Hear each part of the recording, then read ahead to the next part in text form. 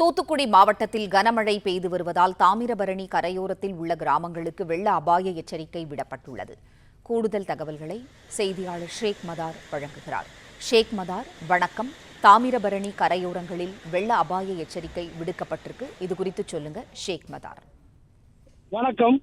தூத்துக்குடி நெல்லை, தூத்துக்குடி, தென்காசி உள்ளிட்ட மாவட்டங்களுக்கு red alert விடப்பட்டுள்ளது. இதைத் தொடர்ந்து தூத்துக்குடி மாவட்டத்தில் நேற்று முதலே தொடர்ந்து மழை பெய்து வருகிறது. நேற்று நள்ளிரவும் விட்டு விட்டு தொடர்ந்து மழை பெய்து வந்தது. இந்த நிலையில் தூத்துக்குடி மாவட்ட ஆட்சித்தலைவர் இளம்பகத் தாமிரபரணி கரையோர மக்களுக்கு வெள்ள அபாய எச்சரிக்கை விட்டுள்ளார். தூத்துக்குடி மாவட்டத்தில் தாமிரபரணி பகுதியில் கனமழை பெய்து வருவதால் தாமிரபரணி கரையோரத்தில் உள்ள அனைத்து கிராம மக்களும் தங்கள் தாமிரபரணி ஆற்றில் வெள்ளம் வருவதால் மக்கள் யாரும் ஆற்றில் இறங்கவோ ஆடு மாடுகளை குளிப்பாட்ட தண்ணீர் பாய்ச்ச என்று கரை பக்கம் ஒதுங்க வேண்டாம் என கேட்டுக்கொண்டுள்ளார். மேலும் ஏரல் சிறுகுண்டம் தாசில்தாருக்கு முன்னெச்சரிக்கை நடவடிக்கை எடுக்க உத்தரவிடப்பட்டுள்ளது.